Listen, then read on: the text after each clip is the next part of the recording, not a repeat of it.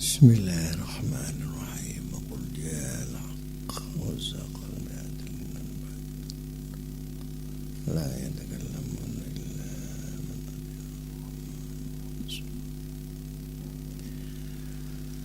Assalamualaikum warahmatullahi wabarakatuh. Bismillahirrahmanirrahim. Alhamdulillahi rabbil alamin.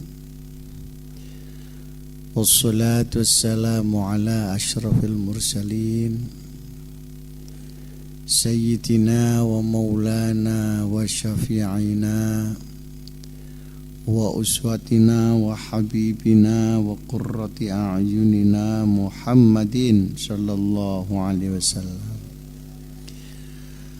wa ala alihi wa sahbihi ila yaumil qiyam. Rabbana atina min ladunka rahmah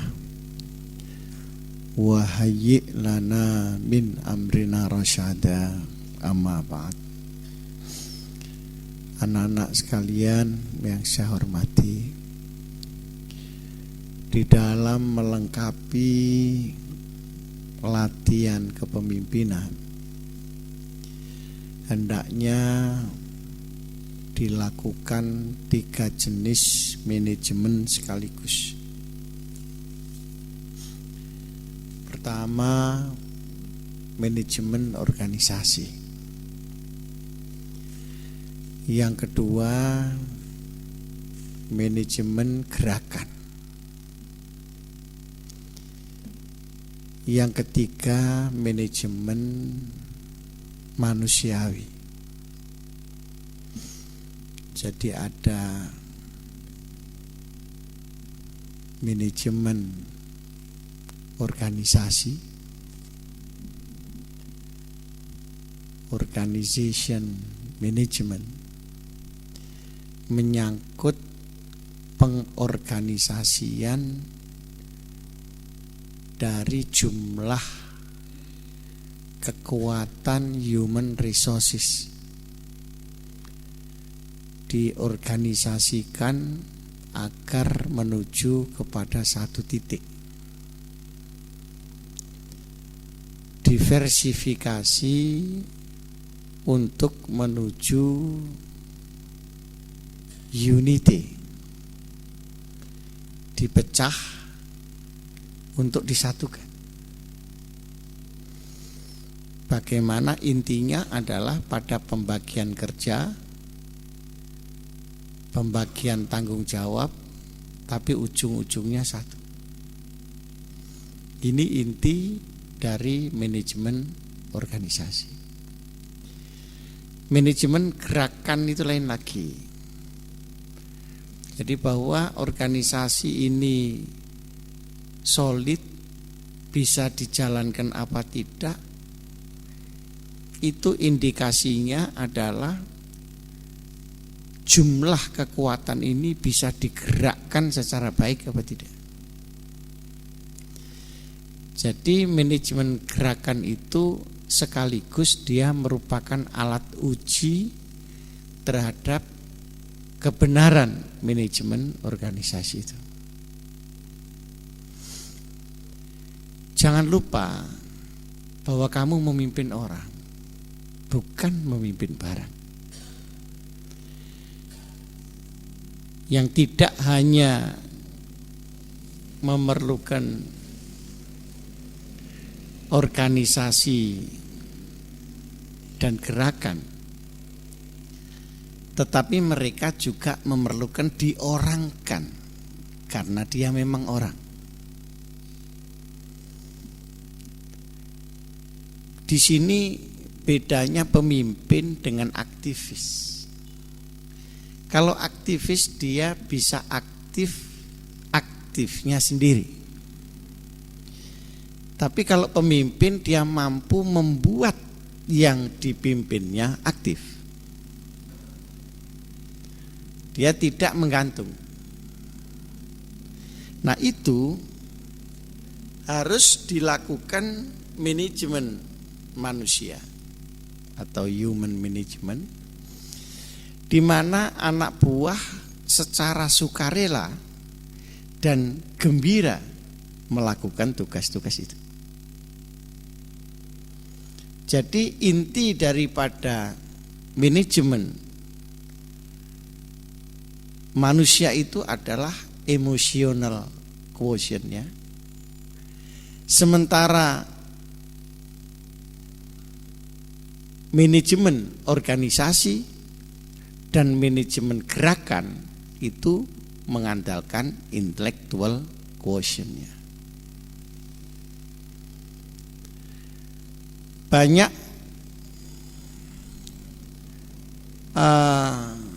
pemimpin yang hebat ketika dia masuk sistem,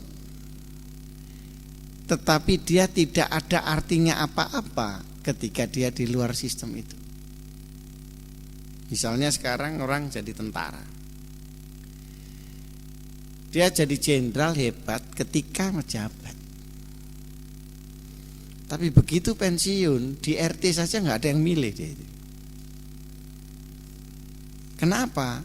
Karena dia mengandalkan pada manajemen sistemik yang organisatoris saja untuk melakukan sebuah gerakan. Tapi ketika dia berada di luarnya, maka dia sudah tidak lagi bisa menfungsikan dirinya karena tidak difungsikan oleh sistem itu.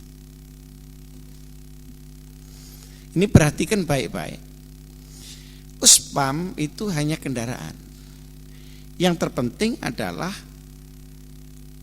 bagaimana kau berlatih untuk dipimpin, memimpin, mengatur sesuatu masalah besar sehingga terbagi menjadi sekte-sekte yang masing-masing seksi itu bergerak sesuai dengan organisasi menuju satu titik, tetapi bersama dengan itu penuh tanggung jawab dan kerelaan serta kegembiraan. Nah, yang ketiga inilah yang sulit. Apalagi kamu sama-sama kuliahnya, sama-sama umurnya, tentu tidak bisa metuwek kepada yang lain. Tambah engko diguyu-guyu karo kancamu, nggih mbah, engko dikonokno tambah berat. Tapi bagaimana caranya menyuruh tidak seperti menyuruh? Bagaimana memerintah seakan yang diperintah itu tumbuh rasa kesadarannya sendiri? Itu adalah sebuah seni. Itu sebuah art. Tidak bisa semata-mata linier dengan intelektualitas, tetapi bersamaan dengan lini itu harus ada juga pelatihan, kapasitas, kompetensi, dan seni. Biar kecil tidak apa-apa. Ini perhatikan kombinasi dari organization management dengan movement management dengan human management.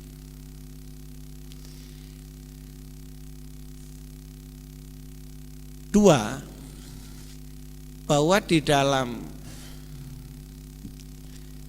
mengatur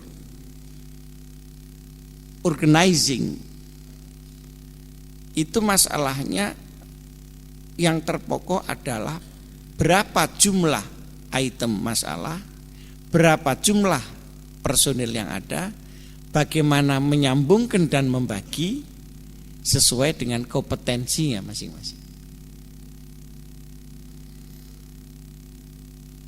Nah, itu pun belum menjamin apakah nanti kalau saya gerakkan itu betul-betul bergerak apa enggak. Jadi tadi yang sudah dibagi yang sangat bagus, itu alat ujinya nanti apakah kalau itu digerakkan memang bergerak apa tidak. Anak-anak sekalian, kemudian selanjutnya di dalam tadi saya lihat sudah cukup baik, tinggal melengkapi saja kedisiplinan dan sebagainya. Itu tidak hanya kedisiplinan dalam kegiatan, tapi juga kedisiplinan di dalam ibadah. Ini jangan lupa kamu. Oleh karenanya dulu saya pernah mendengar Ospam juga mempunyai bagian-bagian yang mengatur gedung dan kamar ini supaya diefektifkan.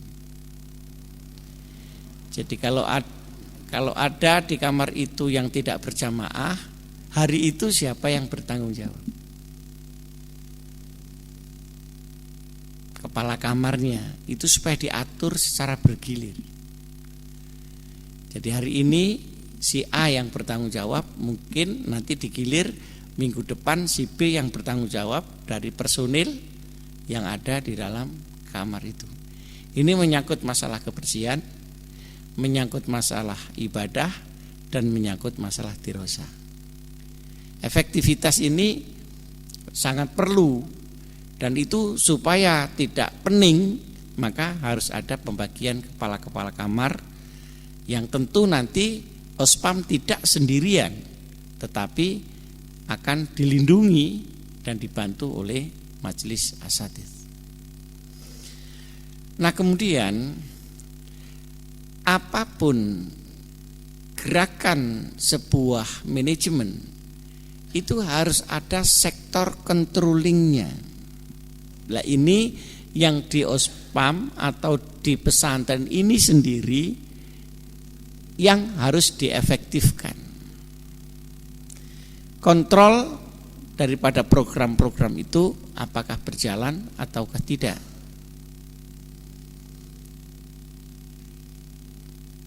Kalau sudah ditetapkan misalnya jam sekian harus seluruh santri ada di pesantren, itu harus ada mekanisme kontrolnya. Dan siapa yang ditunjuk untuk kontrol itu harus ada. Kemudian dilakukan secara bergilir supaya yang hari ini dia berkeluh kesah karena dikontrol temannya, satu ketika dia akan mengontrol teman lain biar dikeluh kesahi oleh teman yang lain lagi.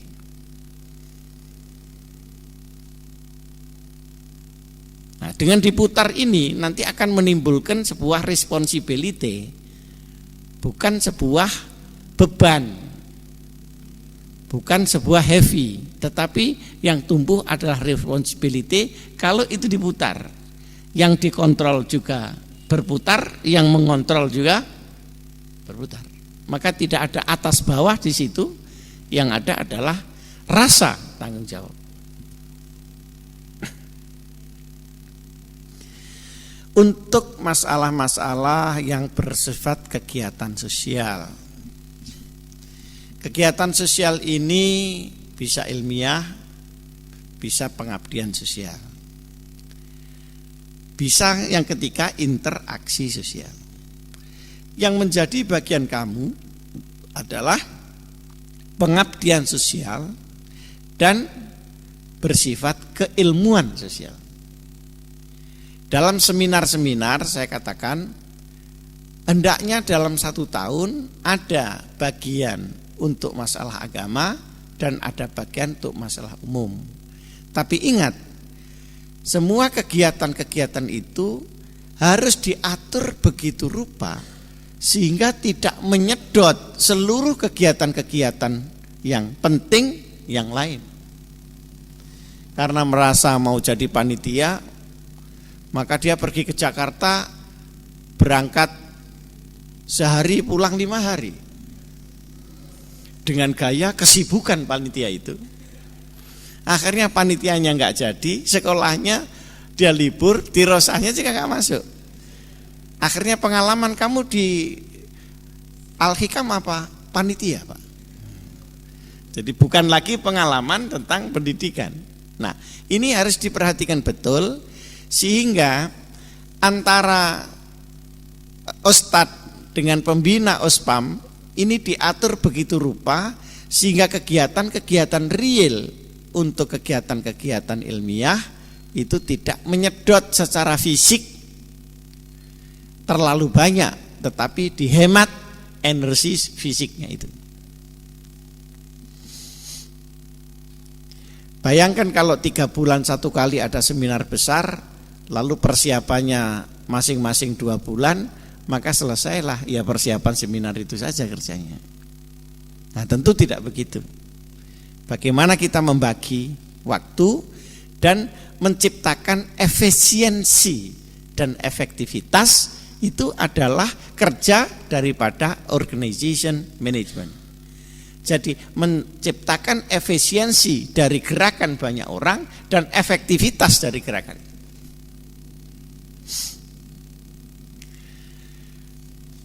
Dalam kegiatan-kegiatan ilmiah ini kita bedakan dengan kegiatan interaksi. Seperti kemarin waktu Pak Emil kesini itu kegiatan ilmiah. Tapi waktu Habib Rizik kesini dan sebagainya itu kegiatan interaktif, di mana posisi saya sendiri dibutuhkan oleh orang-orang itu dibuat nepeng di sini. Nah, kalau begitu kegiatan seperti itu kamu tetap kamu cukup pada partisipan, tidak perlu involve terlalu masuk. Ini nanti sebentar lagi Pak Hasan Wirayuda akan datang. Nah, saya tidak tahu kapan tepatnya hari, tapi beliau sudah menyanggupi datang. Pertama untuk nambal yang tempo hari nggak datang, karena dipanggil oleh Presiden untuk berangkat ke Kuwait.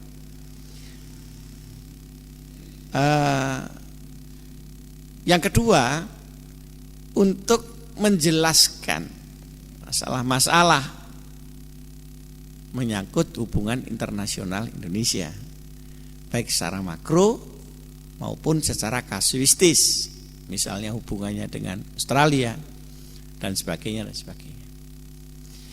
Nah, dalam posisi seperti ini kegiatan ilmiah interaktif yang tadi saya sebutkan.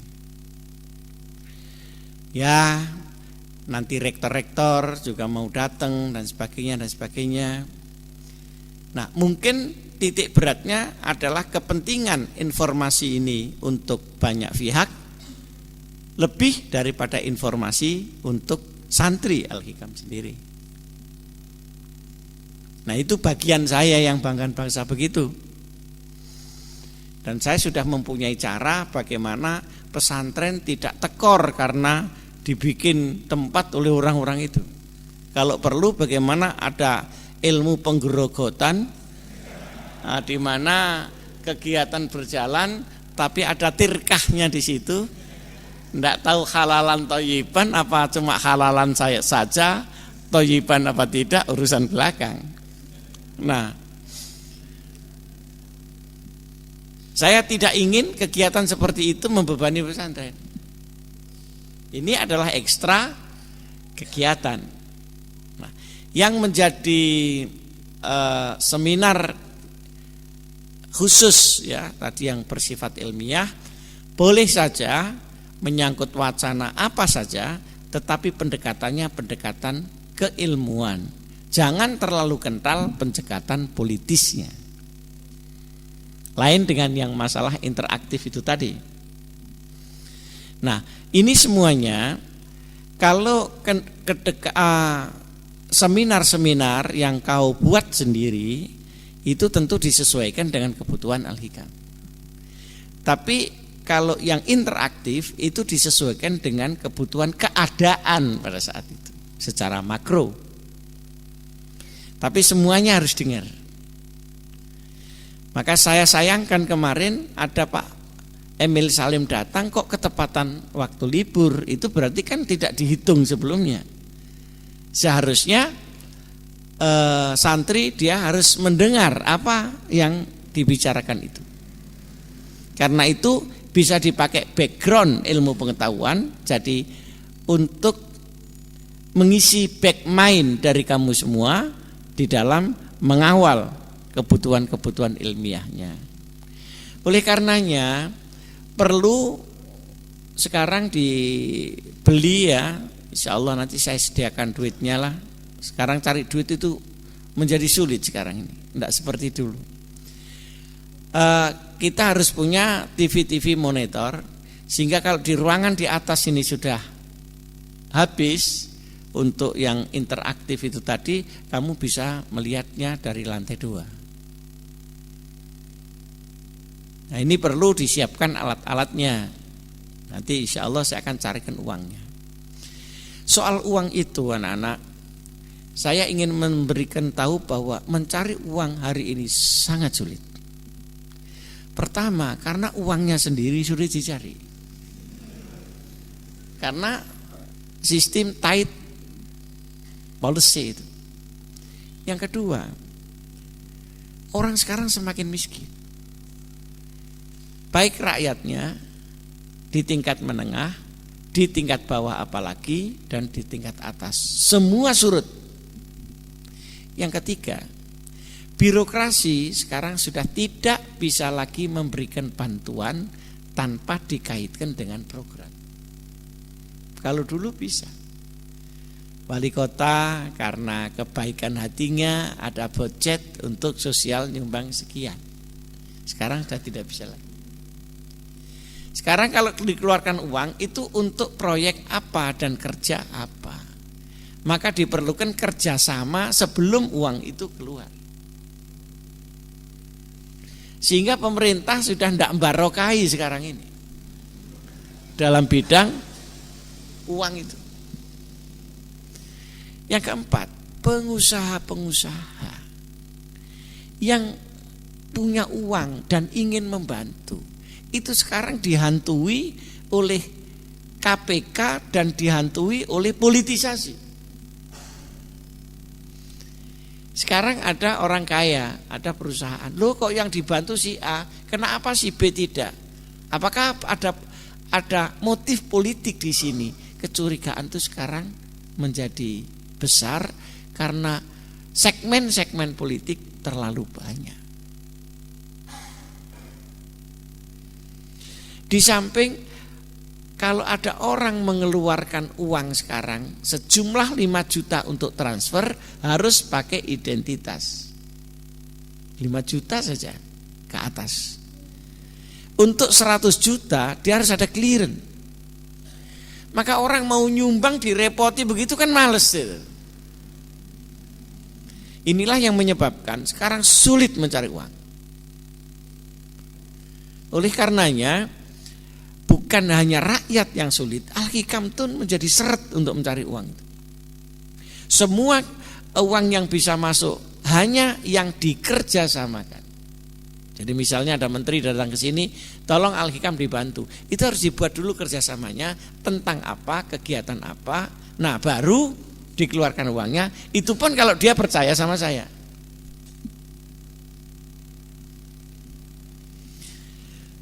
Oleh karenanya maka kemarin itu saya ke Malaysia. Padahal pada hari dan jam yang sama ada Perdana Menteri Belanda datang di PBNU.